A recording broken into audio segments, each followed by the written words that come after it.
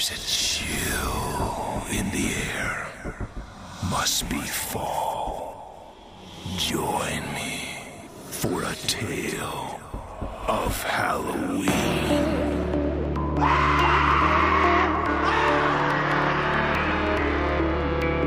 You will experience tales of horror, ghosts, and death. It is not recommended for the weak at heart. Listen in the dark. It's more fun that way. This is Weekly Spooky. Well, hello, my friends. I am Henrik Kuto, your narrator and host, and thank you for joining me for another piece of Spooky on the Weekly. And of course, we are nearing the end of October, which means we are nearing Halloween. And I want to mention we not only have this episode you're listening to, which dropped on Wednesday, but we have a Halloween special releasing at midnight on the 31st, which is, sort of the night of the 30th, if you want to get technical. So make sure you check that out this Saturday, Halloween. We're going to have a special episode, and it's a little different from what we usually do. It's a little bit more of a variety show. We have some comedy skits, some scary poetry, and then, of course, your story, your feature. But, of course, today we also have a nice Halloween scare for you. Something that's got some adventure, it's got some insanity, it's got some lowbrow humor, and it's also got a whole lot of Arkansas, so I think you're going to enjoy that. But I want to say real quick, if you're listening to this for the first time, or if you just started listening this October, please hit subscribe on whatever service you listen to us on, and let us keep your Halloween spirit alive the rest of the year, because every single week on Wednesday, we give you a little piece of spooky, and I have something very special planned for December, by the way. We're going to make sure that Christmas is very, very scary. And of course, go to weeklyspooky.com to find out anything and everything you want to know about the show and how you can support it or how you can just listen to more of it, because we have over 50 episodes to help you get in that scary mood. But my friends, I'm going to get this episode underway because I have Halloween movies to go see in the theater or screen in my living room, depending on the situation. And this week's story, it's a hoot and a half. It's scary and it's funny, and it's just what the doctor ordered to get you ready while you're carving that jack-o'-lantern. So let's go to the story now, and afterward, I'll of course talk with you a little bit more, but for now, let's listen. The Pumpkin King by David O'Hanlon. Barley and Clyde Sawyer were not the nicest men in Boucher, Arkansas. If they were, they never would have found themselves in my employment. The rural community of Boucher was somewhere between a large town and a small city, and had attracted, throughout its years, a veritable rogues gallery ranging from petty thieves to serial killers. The Sawyer cousins fell somewhere in the middle of that spectrum. The boys worked any number of odd jobs, but often supplemented their income by creative means. The cousins were the perfect partnership, seeing as Barley was strong as an ox and Clyde was, well, almost as smart as one. What Clyde lacked in intelligence he made up for in loyalty and tenacity, qualities found rarely in men of his ilk, if they're ever found at all. Clyde brought a heart of gold to the team, fool's gold as it may have been, and damned if he wasn't the best shot I've ever known. Barley, on the other hand, was not. In fact, if the boy managed to hit the broadside of a barn, you could safely bet he'd been aiming for the opposite direction. Luckily for him, he was hellfire in a brawl. Barley also served as the thinker of the two, a meager accomplishment to be sure. It was, as it turns out, Barley's bright idea that led the boys to my doorstep. My name is Barnabas A. Lambert, and I will do my best to relate to you the events that would later bring me to employ Barley and Clyde. Some of the details may have been exaggerated in their recollections, so please try not to hold that against me. I'm only telling you how I heard it. Well, some bitch, Clyde, Barley said. He said it a lot. It was only by the inflection that Clyde Sawyer knew exactly how to take it. The slow, drawn-out tempo of the catchphrase told him Barley was not at all impressed by the turn of events. Clyde never missed a shot, not even on purpose. It was like every bullet he fired magically found the bullseye. The fat man's head leaked across the truck bed. Could have at least wrapped him in plastic, Barley griped. I ain't have none, Clyde wheezed and dug in his pocket for his inhaler. That bastard weighs a ton, and I had to pick him up all by my lonesome. If you hadn't shot him in the head, you wouldn't have to pick him up at all. Barley grabbed the man's collar and jerked him out of the back of the truck in 3 tries. The body poured over the tailgate into a contorted heap. Ugh! He squirted brain juice on me. I didn't say anything about shooting him. Ain't say nothing about not shooting him either. Clyde straightened the corpse out. Things got a little out of hand. I had to improvise. Out of hand my ass. You just needed to give him the brick and get the bag of money. Clyde sighed. I got the money, and we can sell the brick again. Ain't the point, Clyde. Barley shook his head. What kind of drug dealers can't be trusted to keep their word? Clyde scratched his head. All of them, I reckon. Well, that shit's gotta change. Barley grabbed the man's ankles. Lift with your knees, we ain't got no workman's comp. Clyde hooked the body under the arms, and they began the arduous trek down the levee with their portly cargo. Thanks to Clyde's hair trigger and Barley's short temper, the duo was getting good at disposing of unwanted bodies. A skill they sold to others as well. Clyde, make me a promise. Barley wrestled to fix his grip around the gargantuan thighs. What's that, Barley? Make the fat ones run a bit before you shoot them. Clyde laughed and lost his grip, sending Barley and the body rolling to the bottom of the incline. He stopped laughing when he heard the splash and trotted down quickly. Barley shook off the water and unraveled the plastic sheeting from his pocket in silence. Near silence, anyhow. A low hiss alerted them to another presence. Clever bastard. Clyde pointed behind Barley. That's the same one as last time. The alligator inched closer, but stayed to the water's edge. Gators were smart critters and knew the sound of the Sawyer's 1978 Dodge Warlock meant a free meal was coming. Barley laid the sheet out and rolled the man onto it. If they're working, they might as well be getting paid for it, Barley said, and unsheathed the knife from his boot. Hell, we might even get a couple of them to keep at the house. Be a damn sight better than coming way out here to dump a body. Barley ripped open the man's shirt and set about the grim task of hollowing the corpse, while Clyde went up top to retrieve the bags of landscaping rocks. By the time the younger Sawyer brought the duffel bag back, Barley was finished with his end. Barley tossed a kidney to the gator to thank him for waiting patiently, while Clyde stuffed the body with stones. They wrapped the plastic around the man and secured it with duct tape before loading him into the camouflaged John boat. As they rowed away, the gator went for the viscera left ashore. The channel wound around a series of bends and into the maze of swamps that occupied the southeast of Fagin County. There was little in the way of civilization in that nook of the natural state. Barley and Clyde paddled until they reached a tiny island known locally as Frog's Ass, so called because it was bare and wet as an amphibian's behind.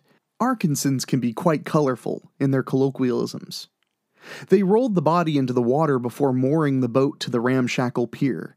Frog's Ass used to be a popular spot with the peculiar church of Ebenezer Witt.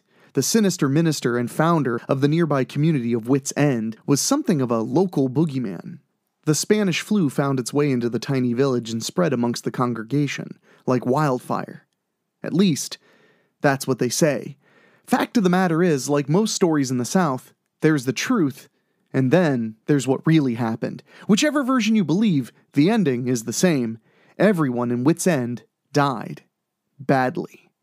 As the years went on, some of the yokels began venturing to Frog's Ass to party without the nuisances of local law enforcement. Reports of strange occurrences were rampant, as were the disappearances. The island, not much larger than a Walmart, was eventually forgotten about except by those of ill repute. Those like Barley and Clyde. The boys got off the boat and stretched their legs. Rusted beer cans poked out of the dirt like headstones of fun times long since dead and served as the only proof anyone had ever come to the isle before them. They didn't use the small motor when carrying anything of legal ambiguity, and the 2 hours of rowing took its toll, so they rested on the island whenever their work took them so far into the wetlands. Barley laid back and let the cool mud soothe his tired muscles. A single cloud drifted lazily across the full moon. "Hey, Barley," Clyde called as he urinated noisily against a stone protrusion. "Come look at this." "I reckon I'll pass." Barley sat up and pulled his shirt back. "Best keep it away from the water, though. Some snapper might think that little white wiggler of yours is a minnow and bite it right off. This is why you ain't got no friends, Barley. Clyde's zipper punctuated the statement. I meant, come look at what I was peeing on. This better be good. Barley left his flashlight sticking out of the mud and joined his cousin. He took off his ball cap and scratched at his shoulder-length hair. Yep, that's, definitely interesting. It's one of them devil altars, that's what it is, Clyde informed him. That's just lies they tell in movies, Clyde. Barley felt the carved lines of the knee-high stone pillar. The pentagram means good things, most of the time. Folks use it to symbolize the 5 wounds of Christ, for example. It's even big in China. Damn, you always learning me something, cuz. Clyde spat tobacco juice across it and inspected it with his penlight. So this is a good thing, then? Barley checked his watch and grunted. Well, Clyde, I don't reckon this one is, actually. How's that? You see, Clyde, we was here 2 nights ago, and it weren't. That's a bit worrisome. Clyde leaned over closer to the symbol. Maybe we just overlooked it. Could be. Barley snugged his hat back on his head. But it's been Halloween for about 3 hours now, and it's a full moon, and I'd much rather we didn't fuck around with the pentagram in the swamp if it's all the same to you. Big Barley scared of an old star? Ain't that something? Clyde pointed at the indentation in the center of the star. What you reckon that is? Looks like a hand. Let's get back to the house. We promised we'd do them hayrides for the kiddies tonight. Barley turned to leave. And don't touch the... A cypress exploded in a flash of lightning across the swamp.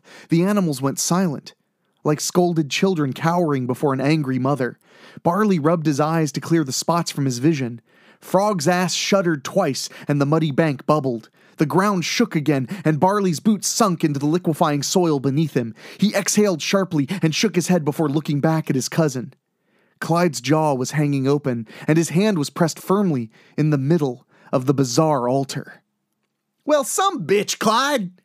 The carved star glowed brightly, and the younger Sawyer jumped away, immediately sinking into the island up to his knees. Barley plodded over quickly as he could and pulled him free. They made slow progress to the John boat as the ground sucked at their legs, trying to pull them inside. The edge of Frog's ass dissolved into drifting clumps of muck as the landmass became nothing more than sludge and broke apart before them. The remnants of the dock collapsed entirely. I told you not to touch it! Barley exclaimed. But you knew I was gonna. The island broke away in a flash and dumped them into the swamp. Barley clung to Clyde's back, trying to stay afloat. Barley swam slightly better than a boulder, after all. A pillar of fog rose from the dying island, crackling with its own lightning storm inside its swirling mass. The moon dimmed and, over the symphony of horrid destruction, the Sawyers could hear something much worse. It wasn't laughter, as we'd call it, but rather the perverse imitation of the act by a thing born in a place where joy did not exist. Clyde took great motivation in this and got them to the boat right quick. Barley kicked his feet to keep his head above the black water while Clyde submerged and cut them free of the shattered dock. They clambered inside the boat, and Clyde shook water from his inhaler for 3 puffs of salvation. The remains of Frog's ass drifted, lazily in all directions, and the tower of fog spread out across the sky, blotting out the moon for all of Fagin County. Think that's a bad omen, Barley? Clyde spat swamp water. Barley clicked the switch of the spotlight mounted on the nose of the boat and shined it across the swamp. A piece of plastic sheeting reflected it back as it floated away. Bubbles popped next to the boat, and a pudgy face rose silently above the water. Water streamed through the bullet hole like a broken faucet. The man gripped the rim of the boat and jerked it down, sending Clyde into the water with him. Clyde bobbed up in time to see the obese corpse breaststroking to his revenge, zombie teeth snapping at the air in anticipation of Clyde's flesh. Clyde shut his eyes tight. The trolling motor hummed to life, and he knew Barley was skinning out before the corpse could eat him, too. Then the motor bogged down in an entanglement, whining as it tried to break free. Sticky chunks pelted Clyde's face. Barley must have gotten stuck in the broken remains of the aisle, Clyde feared. The Revenant would have his vengeance on both the Sawyers, soon enough. Clyde opened his eyes and watched the headless body sink into the swamp for the second time that night. Barley shut off the motor and slung it over his shoulder with a grin. You swimming home, or you want to get yourself in the boat? Barley remounted the motor to its bracket. Clyde pulled himself in and sighed. There's a chance this might be my fault.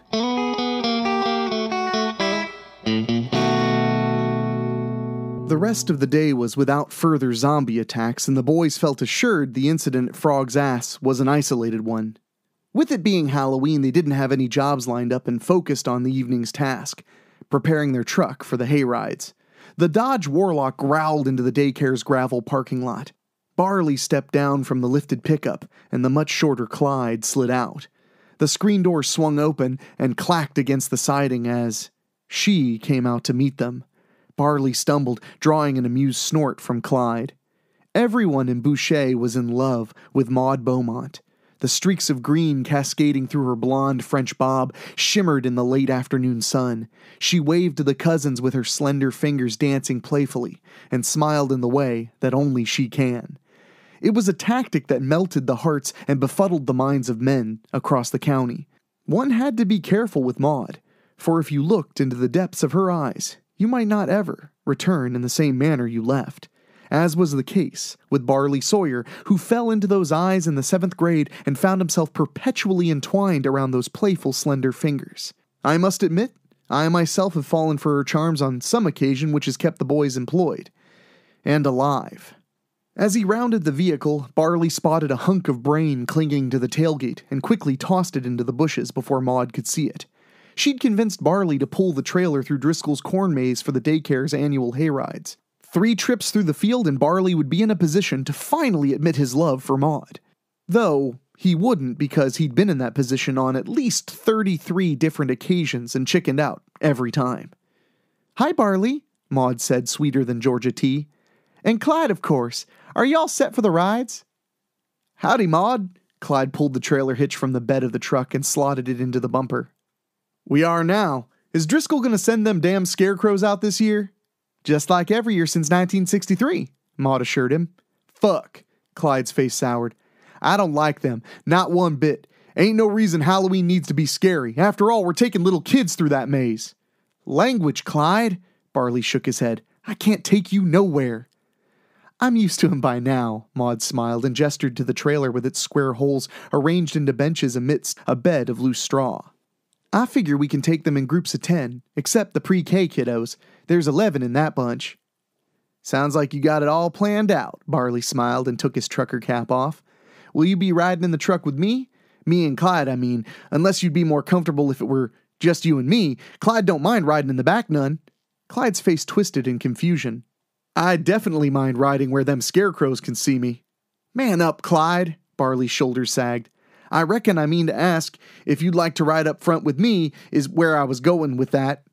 "I was thinking Clyde could sit up front where he's safe," Maud squeezed Barley's arm, "and that you might like to ride with me in the back. I even got a special Halloween blanket we can sit on." Maud looked up at him with those damned blue-green eyes and Barley went toppling down into them. His affirmation came out in a squeaky, bashful yip of excitement, and he quickly set about moving the truck and getting the trailer hitched to it, while Maud went inside to prepare the plastic pails the kiddies would be carrying on the ride. Clyde wrestled loose bales into the bed of the Warlock for Barley and Maud to ride on. The first carloads of kids pulled into the parking lot and went inside to get their baskets. Clyde slipped the aluminum bat from under the seat and patted it against his palm. "The hell you need a baseball bat for?" Barley asked. "Well, I reckon we got attacked by a zombie this morning, and I might have sank an island after fiddling with that magic doohickey, so we should have some protection tonight." Clyde beamed with pride for his forward thinking. "There's also the time to think about it." "What about the time, Clyde?" Barley checked his watch. "It's 5:45. "Exactly, cuz." Clyde pointed up at the sun, or where it should have been anyhow. "Why is it dark already?" Barley looked at the dense blanket of clouds folded across the sky. Somewhere beyond the fluffy barrier, the sun struggled to come through, staining them a hellish red. The screams of excited children swarming out of the daycare interrupted the cousins. The little gremlins piled into the trailer with their haggard parents shuffling behind to wish them a plentiful bounty. Maud strode up to them. Barley, forgetting the rest of the world existed, lifted her gingerly into the bed of the truck before joining her. He leaned over the edge and tugged Clyde to him by the collar. "It's probably just a storm blowing in, but keep your eyes open nonetheless." He glanced over his shoulder at Maud before turning back to his cousin. "Give me your gun." "I ain't bring one." Barley stared at Clyde until he begrudgingly pulled the revolver from his boot and handed it up to him. "Don't know why you want it," Clyde said. "You shoot straight as the letter S. Just drive, and watch out for the dead." Clyde made the turn into the corn maze. Sure enough, Driscoll's scarecrows were waiting at the entrance. The whole Driscoll clan was there as well, tossing candy into the trailer to the joyous wails of the children. They were deep into the maze before the lightning started. Clyde slowed the truck to a crawl and watched the clouds crackle with tangerine bolts of electricity. He mashed the brakes and put her in park before leaning out the window to whistle for Barley. He jerked a thumb up at the storm. Barley stood up and looked to the clouds. They rolled like waves, cresting in saffron strobes. The laughter echoing from around them turned into harmonious singing, a hymn known only to the forgotten cult of Wit's End. The stalks rustled with sudden excitement. Clyde sucked his finger and held it to the sky. "Ain't no wind blowing, Barley." He slipped out of the cab with his bat in hand. "Nope, there sure ain't, Clyde." Barley climbed down from the truck and looked to Maud.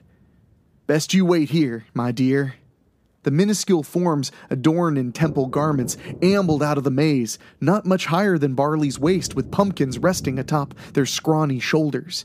Clyde took tentative steps toward the nearest of the infernal carolers and swung for the fences. The singing stopped in a collective gasp as they watched one of their number drop flat. "Well, some bitch, Clyde!" Barley pulled the pistol and kept it trained on the mob.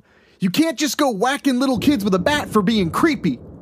"Weren't no kid." Clyde pointed at the shattered remains of the pumpkin and slithering worms oozing out of the neck. "It's an imp. They're like goblins, but they serve a... Oh, shit." "Serve a what, Clyde?" Barley asked. An earth-shattering roar answered. The imps shrieked in agreement. A vine whipped out of the maze and twisted around Barley's legs, jerking him under the truck. He screamed for help, clutching the corn stalks while the vine pulled tighter. He drew the pistol and fired into the maze. Still, the vine fought against him, snapping the stalks and pulling him deeper inside. Clyde found himself swinging at the swarm of charging imps, unable to aid his cousin. Maud jumped into the trailer and ushered the terrified children into the truck bed. "Stay here. We're leaving soon," she promised them. The tire iron screeched across the bed as she pulled it to her and joined Clyde in the game of demonic whack-a-mole. More gunshots cracked in the maze. Clyde cursed the whole situation and smashed another pumpkin, spraying Maud with the wriggly contents. She swiped the worms from her hair and slapped Clyde hard enough to dislodge the tobacco glob. "Watch where you're swinging," she shouted. "We need to get these kids out of here and rescue Barley. You got a plan for this?" "Barley does the planning." Clyde kicked one of the creatures between the legs and laughed as it collapsed. "Imps got nards too." "That's not helpful." "Get in the truck and tell them crotch dumplings to hold tight." Clyde winked. "I think I got me a plan after all." The warlock bounced violently through the field, following the bent and broken path of Barley's abduction. The truck was designed for off-road shenanigans, but the trailer slid and twisted, tossing hay bales into the field like mortar fire. The truck jerked hard, narrowly missing Barley as they caught up with him. Clyde pulled the truck alongside Barley and grabbed the chrome Nerf bar. "This is not a plan," Maud shouted as she tried to keep the kids from bouncing out of the truck. "Well, it's working like one," Clyde shouted.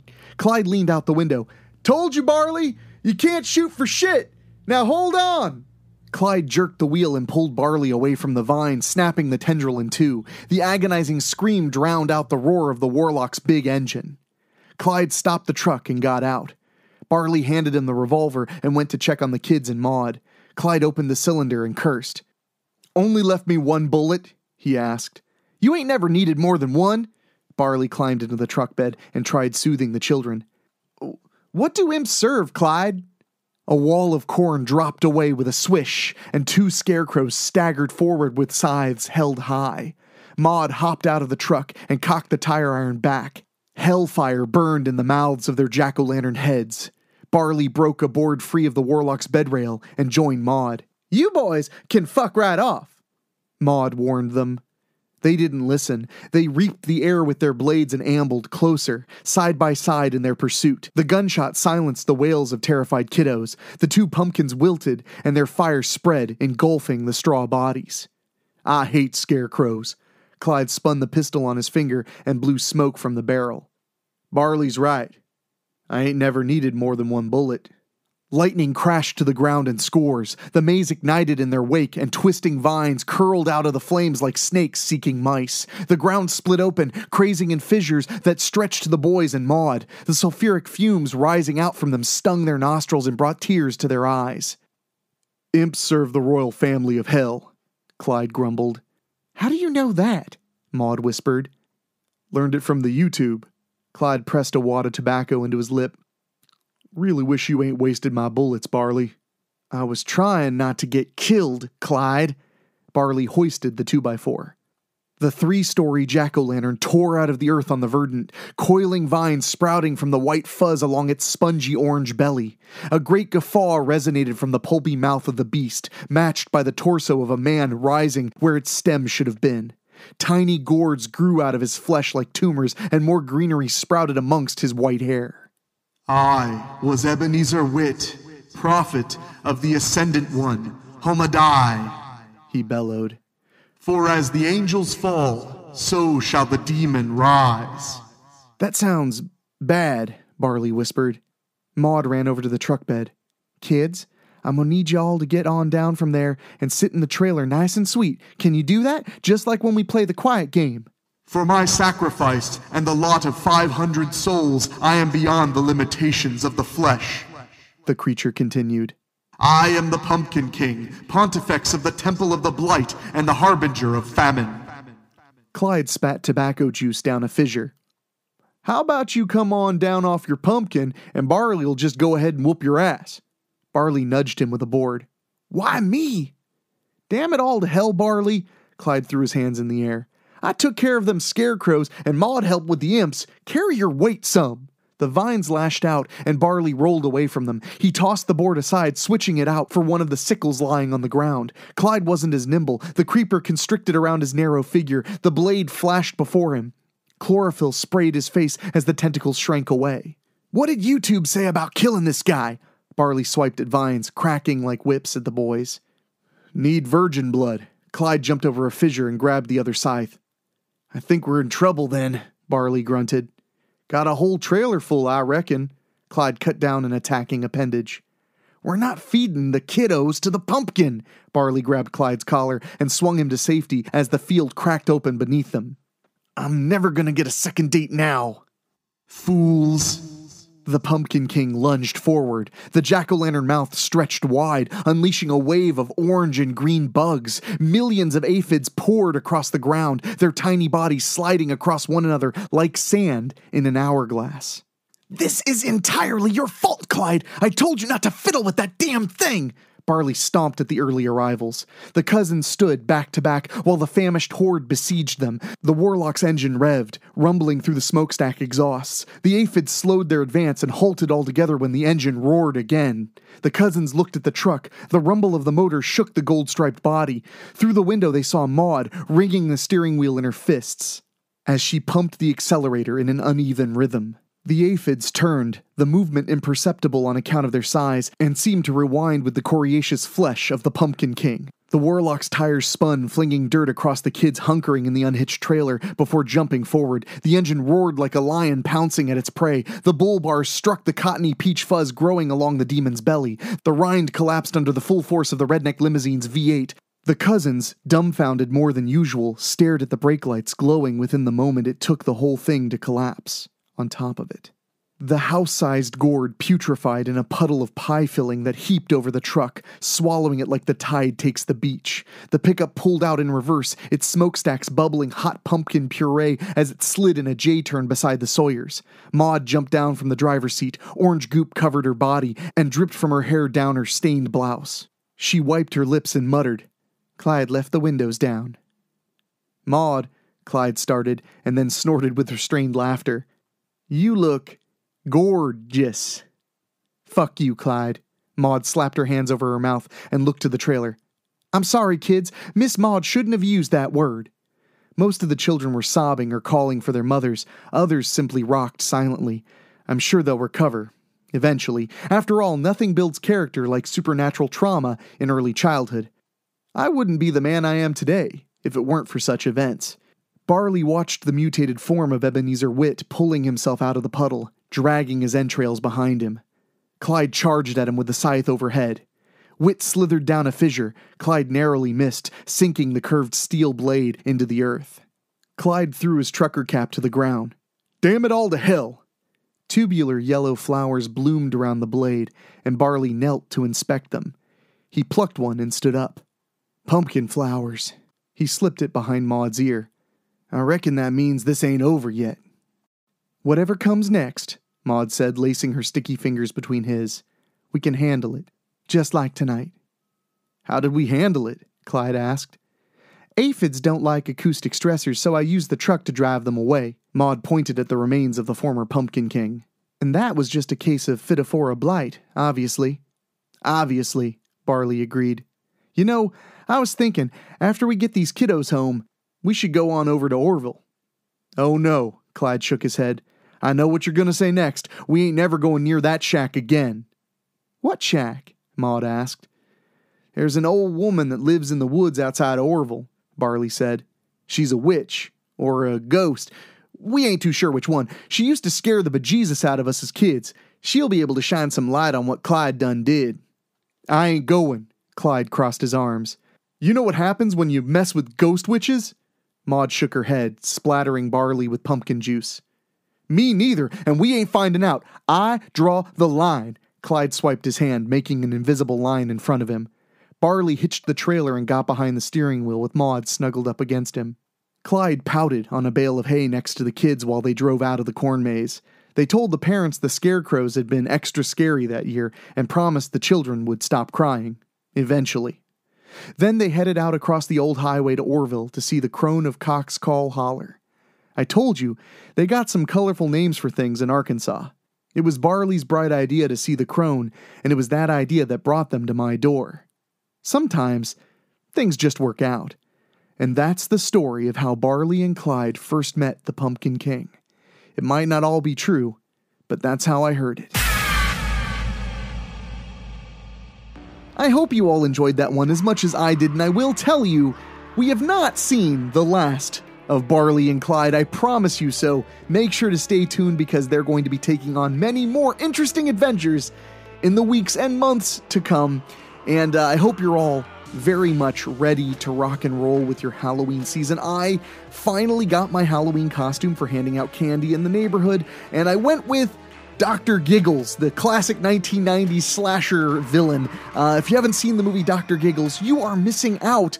Basically, I'm a bloody surgeon. It allows me to wear a mask, for safety reasons, but it's still a part of my costume. So I feel like I nailed the best of both worlds. So I hope you guys have your costumes picked out. You have your plans ready, whether it's a little gathering or something along those lines. And I hope that on Halloween day, as you're getting ready, or on Halloween night while you're handing out that candy, you give our Halloween special a little listen. It's the first time we've done a special episode, and it marks our 1-year anniversary. And speaking of things and people I am very thankful for, I want to say a big thank you to our podcast boosters on Patreon: Karen Ouimet, Jack Kerr, Jeff Hilton, Craig Cohen, Rob Fields, and Kevin Fry. Thank you guys for helping us make this show possible. And if you want to get involved, just go to weeklyspooky.com to find out more.